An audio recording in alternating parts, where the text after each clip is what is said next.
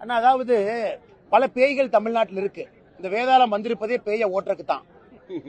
அதனால ஒரு பேயா ஓட்டிட்டு இருக்கேன். இந்த பேயை ஓட்டிட்டு திரும்ப அந்த பேய்க்கு வர்றேன்.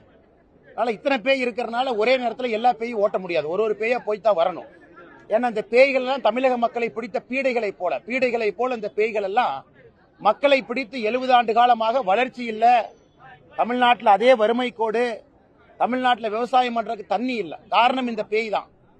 அதனால இந்த வேதாளம் ஒரு பேயா தொத்திக்கிட்டு வர்றேன். இந்த பேயை முடிச்சுட்டு திரும்ப அந்த பேய்க்கு மறுபடியும் வர்றேன். பொறுத்துருங்க.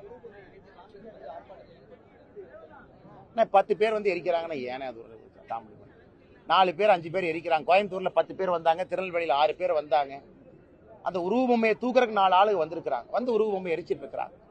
அண்ணா, நான் செல்வ பெருந்தகை அவர்களே முன்னாள் ரவுடி என்று சொன்னது பொய்யா? இல்லை. அதற்கான தரவுகளை வெளியிட்டிருக்கேன். அவர் குண்டா சட்டத்துல கைது செய்யவில்லை, கைது செய்யப்படவில்லைன்னு அவர் சொல்றாரு, அதுவும் பொய். அவருக்கும் தமிழகத்தினுடைய முக்கியமான குற்றம் எதுக்கும் சம்பந்தம் இல்லைன்னு சொல்றாங்கன்னா அதுவும் பொய். தமிழகத்தினுடைய காங்கிரசினுடைய வரலாறு இவ்வளவுதான்.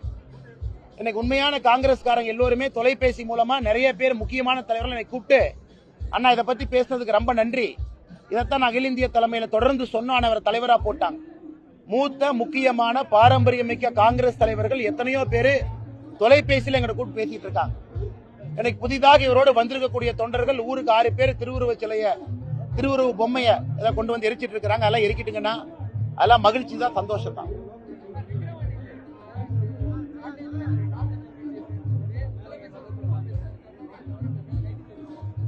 இது ரொம்ப தவறுங்கண்ணா.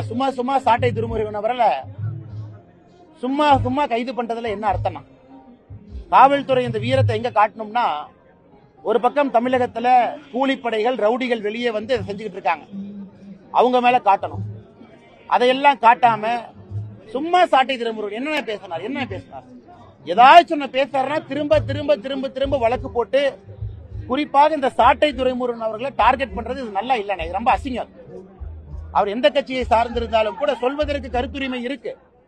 கருத்துரிமையை கருத்தா எதிர்கொள்ளுங்க. அப்படியே திமுக காரங்க பாப்பாங்களாமா, எல்லாம் பாருங்க ஒரே மோட சாப்பிடண்டி. திமுக தொண்டம் போய் எஃப்ஐஆர் கொடுப்பானாமா, அது 24 மணி நேரத்தில் நீங்கள் நானும் எஃப்ஐஆர் கொடுத்தா 1 வருஷம் ஆக்ஷன் எடுக்க மாட்டாங்க. ஆனா திமுக தொண்டன் கொடுத்தோன்னே ஒரு மணி நேரத்தில் ஒரு நாள்ல வந்து சாட்டை துறைமுருகனை கைது பண்ணி மறுபடியும் சிறைக்கு அனுப்புவாங்க. இது வாடிக்கையாக இருக்கு. இதை கண்டிப்பது மட்டுமல்ல, காவல்துறை ஒரு முறை தங்களுடைய முகத்தை கண்ணாடியில பாத்துக்கணும். எத்தனை காலத்திற்கு திமுகவினுடைய ஏவல் துறையாக காவல்துறையில சில பேர் பணிபுரிவாங்க. அதனால் இதை மக்கள் பார்த்து கொண்டிருக்கின்றார்கள். சரியான நேரத்தில் தக்க பாடம் புகட்டுவாங்க என்று நான் நம்புகின்றேன். வேறங்க என்ன?